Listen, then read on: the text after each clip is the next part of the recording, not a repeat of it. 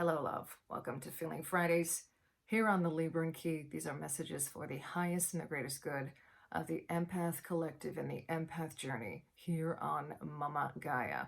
Know that if this message has found you or you have found it, that there is something here for you. And if you are more than anything engaging in this message of your own free will, that there is something here for you, some kind of confirmation. That is always the intention that I put into these readings. And these, of course, are for the bigger part of what I like to refer to as the Elsh Collective, empaths, light workers, starseeds, healers, awakened and awakening souls, okay? I'm not sure where this message is going to go. There's a lot of stuff that's coming through right now, and I'm feeling, I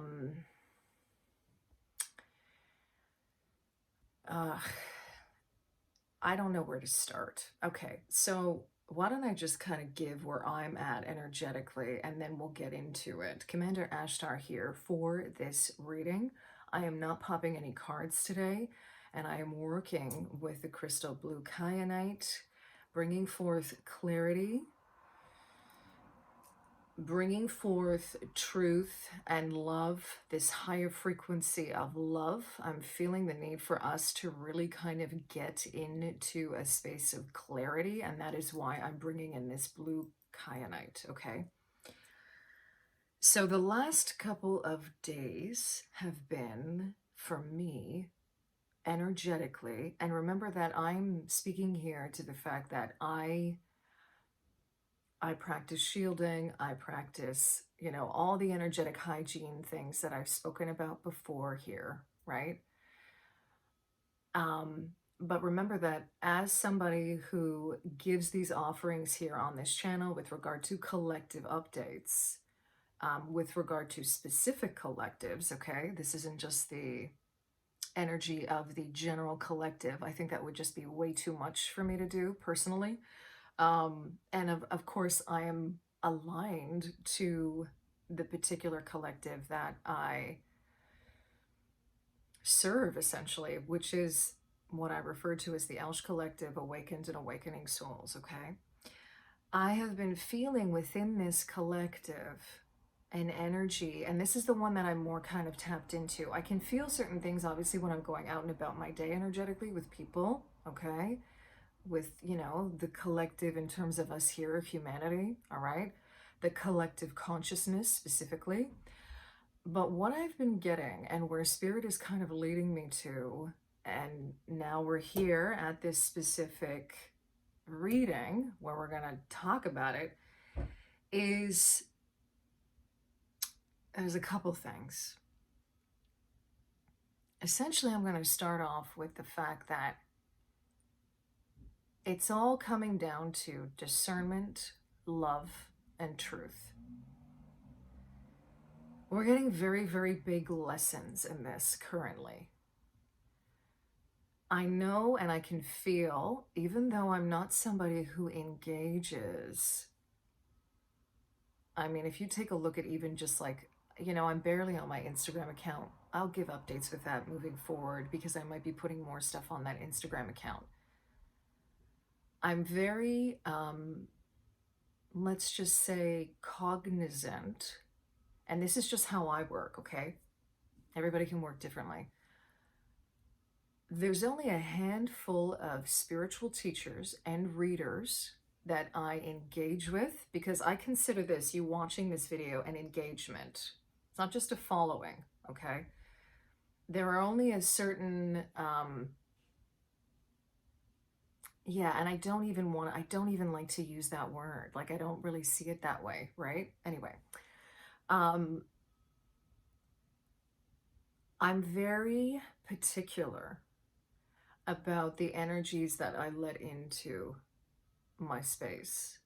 And I always go based on resonance. So if something is resonating for me with the way someone is teaching, what they're saying, right? How they're reading, whether I know that their intentions with regard to what they are sharing are of the highest and greatest good, right? You can just pick up on that energetically with people. And this is why I'm coming back to discernment, love, and truth, okay? So having said all that, I'm very kind of, I make a conscious decision not to get too into that part of the spiritual quote unquote community. Okay. Now I realize that that doesn't work for everybody, and I completely get that. Okay. I have always been kind of a bit more of, well, I am an introvert by nature, and I do like to, you know, my personal space in and of itself is important for me because it's a way that I know how to process. And being an empath, that I find that that's very important, right?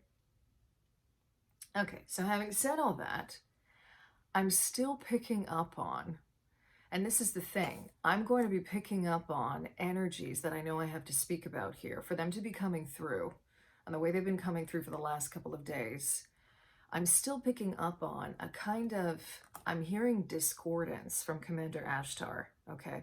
A discordance within the so-called spiritual community. And it's especially happening, I think, with regard to a lot of purging that's taking place related to division. And also the fear of being wrong. Two things. I was shown going into the meditation for this message, source light connecting down through me into the core of Mama Gaia, into her crystalline core, and her just drinking in this source light as opposed to coming back up. Because one of the ways that, and this is well known, and I use this method as well, and I engage in this method when we're tuning into source energy. Also, it's good to kind of relay the energy back up so you can get a flow of energy. That's just a little technical thing that I won't get too into. The point being of this image and what Spirit was showing me is Mama Gaia is taking in source light the way a child latches on to a mother's breast and drinks in the milk and is really hungry. That's the energy that that's what I'm being shown. Okay. Now, what does that mean? Commander Ashtar wants to make a reference here to light codes, solar flares, and the Schumann resonance, but he wants to get into it a little bit deeper. Because, and this goes back to the spiritual community as well, excuse me, and anybody who is engaging in just trying to understand what these light codes are, like, what is this? What is this information that's coming down? You know, it's happening in the form of downloads. He's showing it to me. It's happening in the form of activations. But what does it essentially mean? Because we're tripping up on our words sometimes. And funny enough, this came through a conversation I had with a good friend of mine a couple of days ago, where we were talking about this, and she brought up the word shadow worker and someone being a shadow worker and moving trauma through the body, and everybody talking about light codes, and nobody's actually talking about moving trauma through the body. And it's funny because we had a discussion about it where I said, you know, to me, a light worker is a shadow worker. I always see it that way. But some people are focusing so much on the light aspect, they're not understanding what the light is actually doing. And I want to just come back to this like really, really simple analogy of a flame, a light in the darkness. And I also want to reiterate here again, and I will continue to reiterate this, that there's a very big difference between darkness and evil. And unfortunately, that goes back to a lot of programming and indoctrination.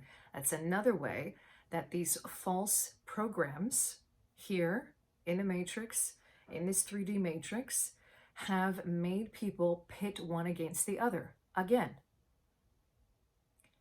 where we continue to, for example, really hone in on the word of something and take that as being completely, what's the word here? Yeah, you see what I mean? Like we take it literally, like super literally. There is no light without darkness, and there's no darkness without light. And this is a very, I'm going to say, Libran principle again here, right? In terms of balance, in terms of harmony, in terms of integration, and the fact that there is duality and separation for a reason. Because in that, we remember our wholeness. We remember, we return to unity. That's Earth School in a nutshell. Now, without getting too crazy off topic here, because this is exactly what happens when these concepts start coming through, right? You have to really explain, because so many, Commander Ashtar is showing me like a lot of hyperbolic energy right now. I don't know how else to describe it. And there's an energy of, and I'm also hearing energy is the new currency. It's always been the currency. That's what he's saying.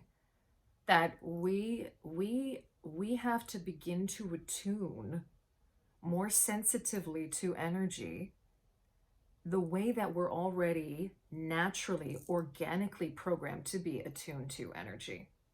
Coming back to light codes. The light codes are part of what are creating the purging. And I've said this before. This has come through in a lot of messages as well. Mama Gaia is taking in a lot more light code energy, and it is bringing gunk to the surface. That's the shadow work that's being done. The light being shed on the things that we need to integrate and heal, okay? Including fear, including certain fears, okay? So these light codes, these activations, these downloads, and I'm speaking specifically to those of us who are part of this collective, right? Whether you're an empath, whether you call yourself a light worker, even a shadow worker for that matter, whether you call yourself a starseed, a healer, simply an awakened soul, someone who feels connected to the divine. You don't even need to give yourself a name, right? You just know, right? Awakening. These light codes are doing exactly that. They are bringing us more information, more integration, information, and in the process of that, we are purging and bringing a lot of shit to the surface. Now, I've always, my personal practices, and this is going to be unique to everybody, okay? Because we have to remember that any kind of trauma, any kind of experiences that we have been through that have been traumatic for us, right? They're going to be relative to the degree that we've experienced trauma. Let me, for a second, try and clarify this. So you have a scale of, for example, I mean, one of the best examples that I can give is different forms of abuse, okay? Even the persecution wound is coming up with this too right now. So for some people, depending on how sensitive they are, verbal abuse that they perhaps have grown up with is full-on abuse for them. And when I say that, what I mean is it's impacted them to a very high degree. Whereas someone else may not actually feel that as impactfully, right? And then we get into the whole energy of, well, how, to what degree was that abuse, and how can you consider that abuse? That's just judgment, right? Because you have to take into account that perspective of where that person is coming from. Someone else may have been full on, physically abused to the point of being hospitalized, for example, to the point of being injured in some way. It's impacted their whole lives. And yet, where they're at on their journey, and maybe with their own energetic makeup, that has not had such a crazy, it's, if anything, it's kind of, these are the kind of people we look at when we go like, how have you survived? How did you do that? Okay. We are each experiencing these things to varying degrees. At the same time, with all of this, we also have to understand, along with everybody being on their own journey, that there is truth, that there is love, and that there is discernment. I hope that this is all making sense, okay? And we have to be very aware, and this is where the discernment comes in, where perhaps these things are being themselves misaligned and abused. This is the purging that's coming up right now. That's one thing, okay? So take however it resonates for you, okay? There's a lot going on right now. There's a lot that Commander Ashtar wants to talk about, and I know that I'm probably somehow seemingly diverging, but he's telling me that it's all for a reason here, because there's a lot of messages that want to come through. So we also have to understand that. We need to understand where every single person is coming from, and that in this purging that's happening, a lot of light is being shed on the sensitivities that we need to have with regard to ourselves and with regard to others, while at the same time holding discernment, love, and truth to the highest degree. And he's coming back to empaths now because he really wants to focus on how I'm hearing a lot of heart-centered good intentions can be twisted in order to benefit ill intent. I don't know how else to describe it. It's like how we usurp certain symbols, how we usurp okay, here's an example. This just came up in a conversation as well recently regarding the definition of self-care and self-love. How are you using that? And he's saying this just hypothetically now. How is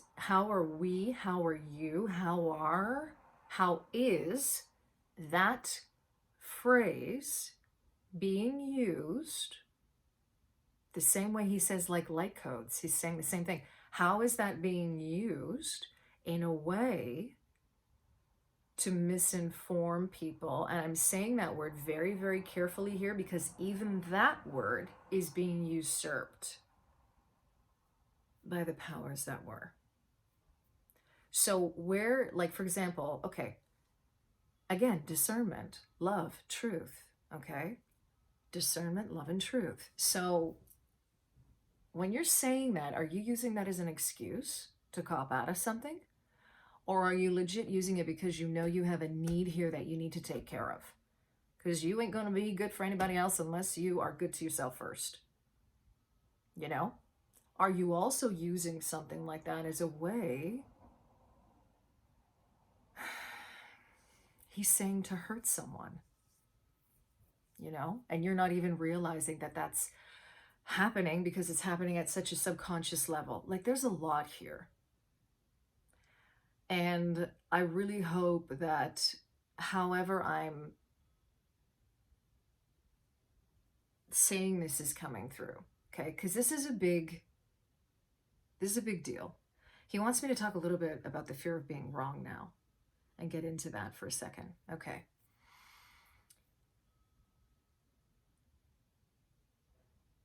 Some of us, this won't be everybody, right? But I'm using this as an analogy because it hits a little close to home, this one. This fear of being wrong is just absolutely being obliterated right now. If you are someone who is really tuning into this. If you're really, really soaking up, like he's showing me Mama Gaia again and taking all the light, okay? I'm being shown an image by him of us up on a mountaintop again. I'm seeing that determination card in the Prism Oracle. I'm going to draw it out here so you can see what this looks like, okay? Looks like a sun, and this is the mountaintop, and these rays are coming out here, okay? And this is the determination card in the Prism Oracle. This is what it looks like. Of course, I'm doing a stylized version of this. Anyway, he's showing me, and he's showing me the eagle spirit. That's Archangel Michael too coming through now, okay?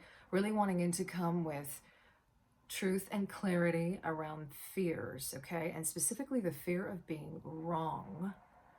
And how this is a fear right now that might be coming up specifically within the spiritual community.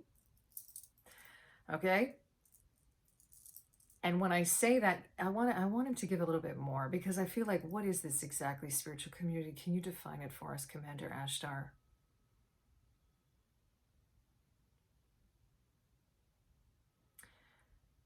Okay, so this can extend quite far out. This could be anyone who is engaging in any way, spiritually speaking, with God, with Source, the energies of spirit, okay? Anyone who considers themselves spiritual can be considered a part of the spiritual community.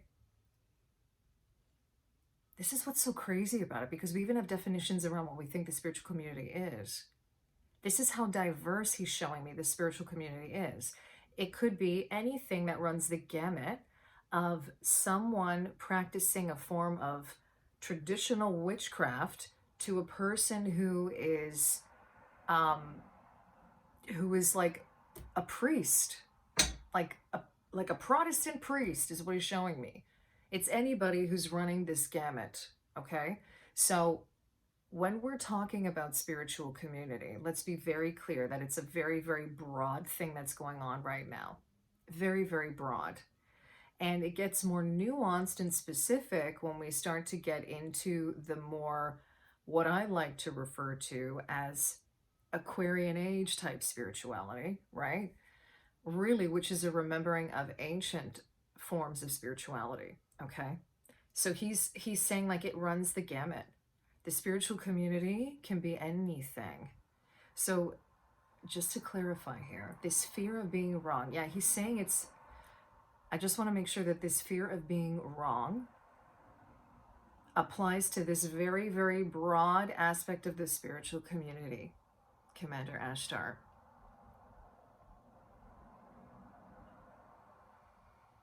Yeah. Wow.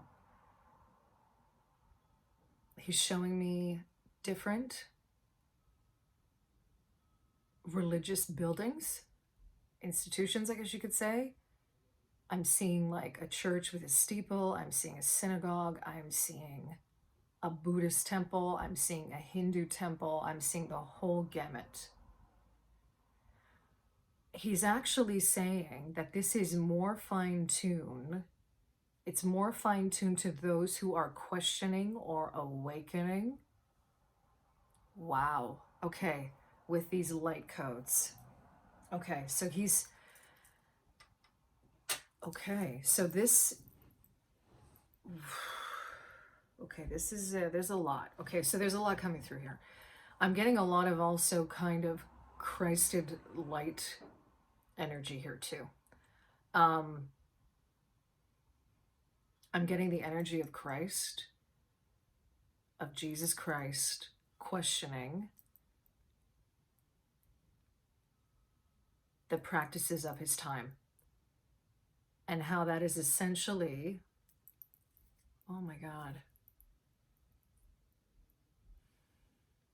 like even Jesus, he was questioning his own fear of being wrong. And you know, like, my God. And this is the thing, like, you know, you could call Jesus Christ This is crazy. You could call Jesus Christ and say that Jesus, empath, starseed, light worker, healer. And he was the biggest purger of all the shadow, the work that we need to do, the purger of the gunk. You know, and this is why I always come back to a light worker is a shadow worker.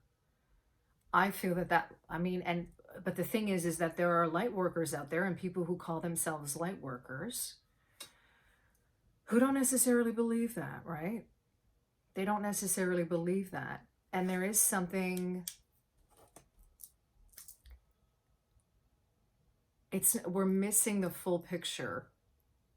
There's a whole other aspect to that that's really, really important to look at. Because I'm being shown light workers doing shadow work, and especially their own shadow work, because shadow work is a very inward type of thing. It's a very inward process, right? It's a very inward process. And then there are people who do shadow work for others where, like, you know, speaking to my friend about this, where she was saying, like, we're talking about moving trauma through the body, right? And call themselves shadow workers. And it's crazy because shadow workers are in essence light workers, and light workers are in essence shadow workers. There's a lot there, right? There's a lot there. So he wants us to understand this, that there are now within this huge, sprawling spiritual community, okay? There are people who are awakening even within their own spiritual lives. Because I don't ever think this stops, okay?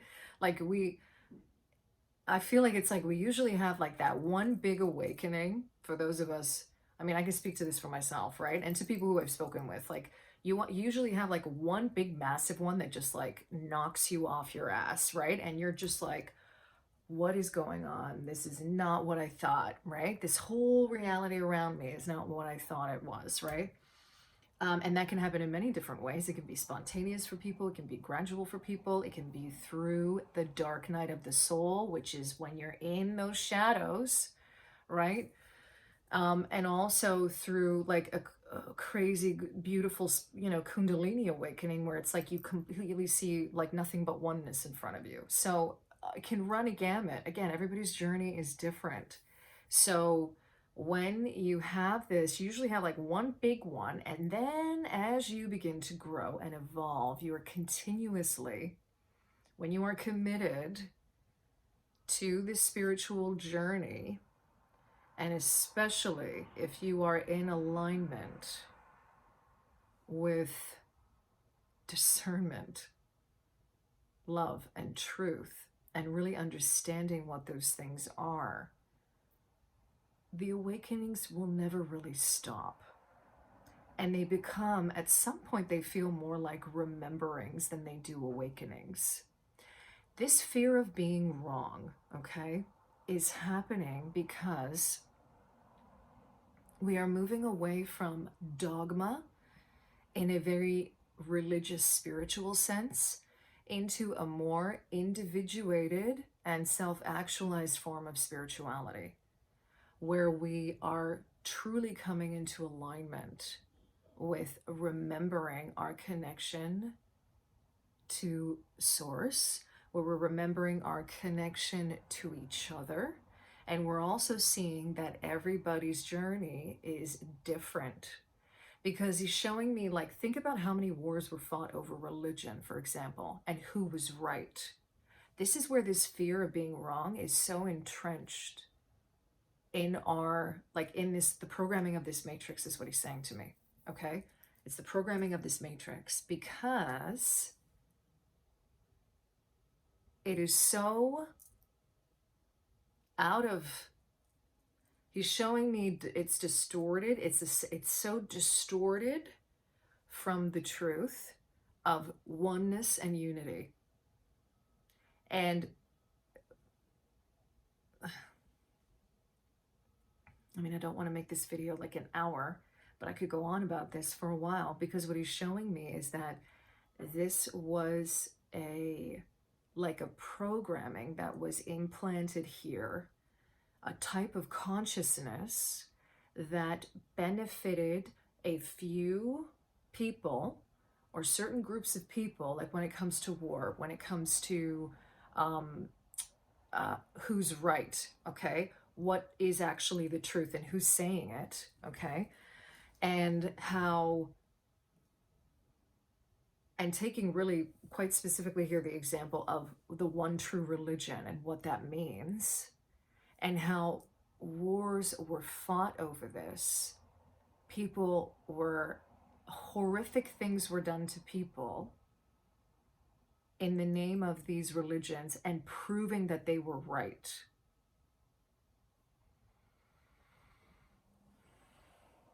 And it is so the antithesis of what the truth, I'm hearing like,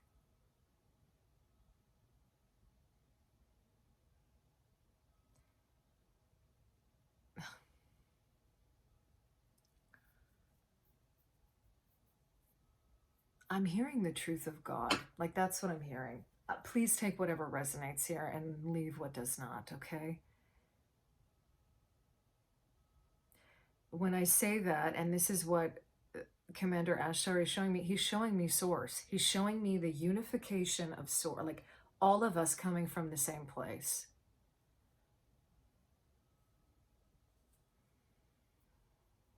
All of us coming from the same place.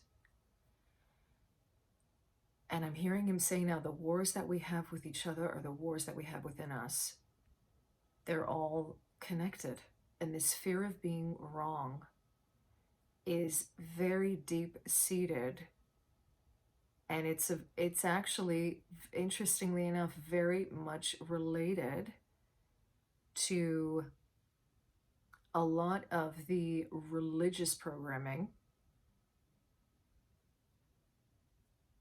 not in alignment with love. That's what he's saying. But in alignment with power and control, okay? That's a lot. So there is a lot going on right now. Oh my God. I felt like, I know that this is supposed to be a Feeling Fridays message. This is supposed to be an update for the Empath Collective. There must be, yeah, and he's saying, yeah, it is, because we're all feeling this to some degree. Please leave a comment below if this is something that's been going on with you. And the crazy thing is that I've just been feeling, I don't even know how to describe it, like down, and I'm having to be very, very cognizant of where my energy levels are at. I'm also finding that there is a lot of, I'm seeing that around me, like people are just trying to get by. They're trying to get through day to day in general. That's the energy that I'm feeling, you know, trying not to succumb in some way to feeling really down or feeling whatever. That's not to say, though, that we should not be processing this stuff. Of course we should, right? So much of it is going deeper and trying to understand at a deeper level what is truly going on. And that was exactly what the point of this message is, and what Commander Ashtar wants to share with us, is that there's a lot of purging happening.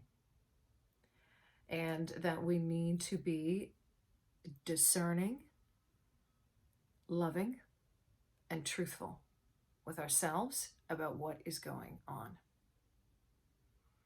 And to remember our inner light, our flame, and how that sheds light on the processes, the shadows within us, and how we can come to integrate these things and give love to those things and understanding to those things in order to heal them and to essentially move that trauma through the body. Do the shadow work that we need to do, right? Because everything is happening. I'm feeling this, like everything is happening because it's just, things are ramping up. Things are ramping up. And it's not, I'm not saying that in a fearful way or to be like, oh my God, be careful. No, it's that we are, this, like between the light codes, the Schumann resonance, all of this energy that's just popping off right now, there is a lot that's being asked of us because we're continuing to move on and grow. We're ascending, we are evolving, we are growing. And with that comes the growing pains, right? And we have to remember to continuously be aware, of that. Okay, I'm going to end it there. Thank you, Commander Ashtar, for being here with us. It's not going to be the last time, right? He keeps on saying that. And he's come through before with that as well. He's working I just want to reiterate here that he is working with the Empath Collective very closely. Remember, he is connected to the Venusians, the Venusian Galactic Council. Okay, so there's an energy here. Any Venusian energy very closely connected to empaths and the Empath Collective. Okay, and the Empath Journey and consciousness, you could even say, here on Mama Gaia. All right. And also bringing a lot of things to the fore regarding what is even false about that and what has been, again, usurped. I want to use that word specifically instead of misinformed, because even that word is being usurped. Okay. I'm going to end it there. Thank you for sharing your time, your energy here with me, for being a part of this community, for your wonderful, insightful comments. I am sending you so much love wherever you are, in love and liberation always.